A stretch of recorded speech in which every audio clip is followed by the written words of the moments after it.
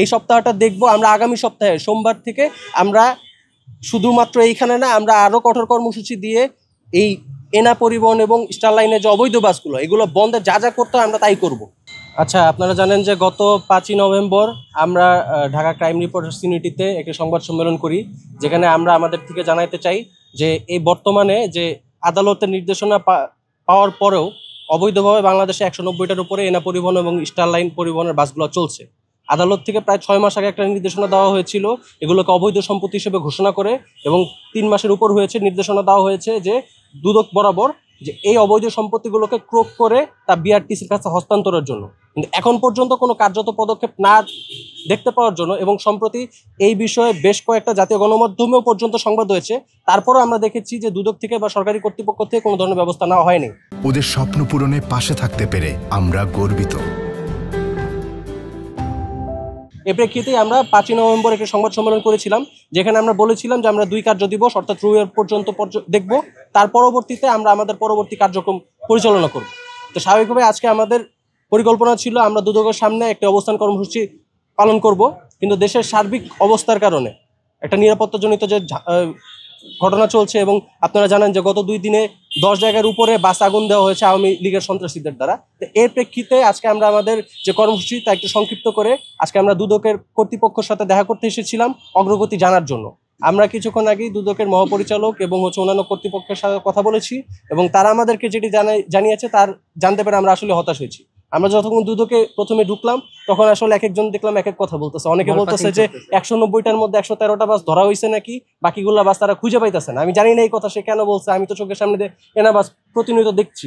পরবর্তীতে তাদের একজন পিআর কর্মকর্তার সাথে কথা বললাম, তারপরে মহাপরিচালকের সাথে কথা বললাম। সার্বিক যে আপডেট তারা দিচ্ছে তা হচ্ছে যে সম্প্রতি হচ্ছে তাদের একটা কমিটি গঠন হচ্ছে, যেখানে দুদকের সম্পত্তি বিভাগ, বিআরটিসি, দুদকের তদন্ত বিভাগ, বিআরটিএ এবং বাংলাদেশ পুলিশের সমন্বয়ে একটা তদন্ত কমিটি গঠন করা হচ্ছে, এবং এই তদন্ত কমিটি সরাসরি বাসগুলোকে ক্রোক করে বিআরটিসির কাছে হস্তান্তর করবে। কিন্তু এই তদন্ত কমিটি যে গঠন করা হচ্ছে, তদন্ত কমিটি থেকে এখন পর্যন্ত বাংলাদেশ পুলিশ এবং দুদকের সম্পত্তি বিভাগের ওই ধরনের কোনো রেসপন্স তারা পায় নাই, যে কারণে এটা এখনো ডিলে হচ্ছে। এখন আমাদের কথা হচ্ছে যে 6 মাস আগে আদালত একটা নির্দেশনা দিয়েছে, এখনও তারা ডিলের কথা বলতেছে, এখনও তারা রেসপন্সের অভাবের কথা বলতেছে। এইদিকে আপনারা যদি দেখেন যে গত 2 দিনে এই যে আওয়ামী লীগ যে 13 তারিখে একটা লকডাউনের ঘোষণা দিয়েছে নিষিদ্ধ সংগঠন, এই ঘোষণার আগেই গত 2 দিনে প্রায় দেশের 10টা জায়গাতে অলরেডি অগ্নি সন্ত্রাসের মতো ঘটনা ঘটেছে।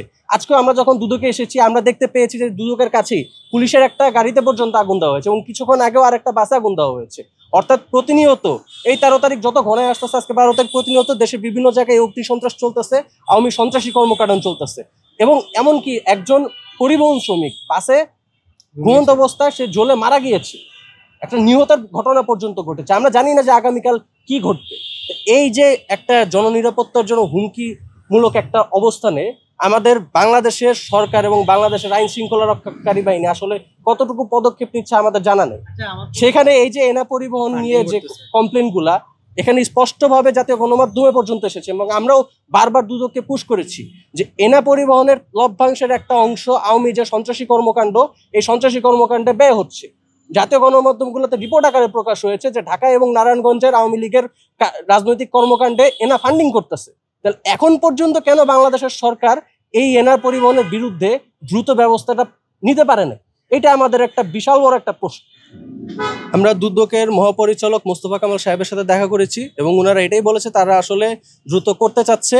তাদের কমিটি একটা গঠন, যেটা আমি বললাম যে দুদকের সম্পত্তি বিভাগ, তদন্ত কর্মকর্তা, বিআরটিসি, বিআরটি এবং বাংলাদেশ পুলিশ এর সমন্বয়ে একটা কমিটি গঠন করে তারা বিআরটিসি কাছে এই বাসগুলোকে হস্তান্তর করবে।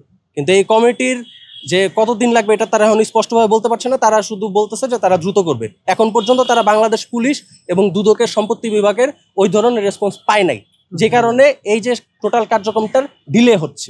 এটা হচ্ছে তাদের ভাষ্যমত, এবং তারা আমাদের সামনে বলছে যে তারা ব্যবস্থা নিবে। তবে আমরা আসলে কনফিডেন্স পাচ্ছি না যে তারা আসলে কয়দিনের মধ্যে ব্যবস্থাটা নিবে। আর আমাদের আজকেই কার্যক্রম ছিল যে আমরা এখানে অবস্থান কর্মসূচি করব, কিন্তু যেটা বললাম যে সার্বিক পরিস্থিতির কারণে আমাদের কর্মসূচিটা সংক্ষিপ্ত করেছি। তাই আমরা এই সপ্তাহটা দেখব। আমরা আগামী সপ্তাহে সোমবার থেকে আমরা শুধুমাত্র এইখানে না, আমরা আরও কঠোর কর্মসূচি দিয়ে এই এনা পরিবহন এবং স্টার লাইনের যে অবৈধ বাসগুলো এগুলো বন্ধে যা যা করতে হয় আমরা তাই করব। আমরা অবস্থান কর্মসূচি, মানববন্ধন, বিক্ষোভ সমাবেশ যে কোনো পর্যায় পর্যন্ত যাইতে পারি, যদি আমরা দেখি যে আগামী সোমবারের মধ্যে এইটা অবৈধ বাসগুলো জব্দ করার ক্ষেত্রে কোনো পদক্ষেপ না নেওয়া হয়।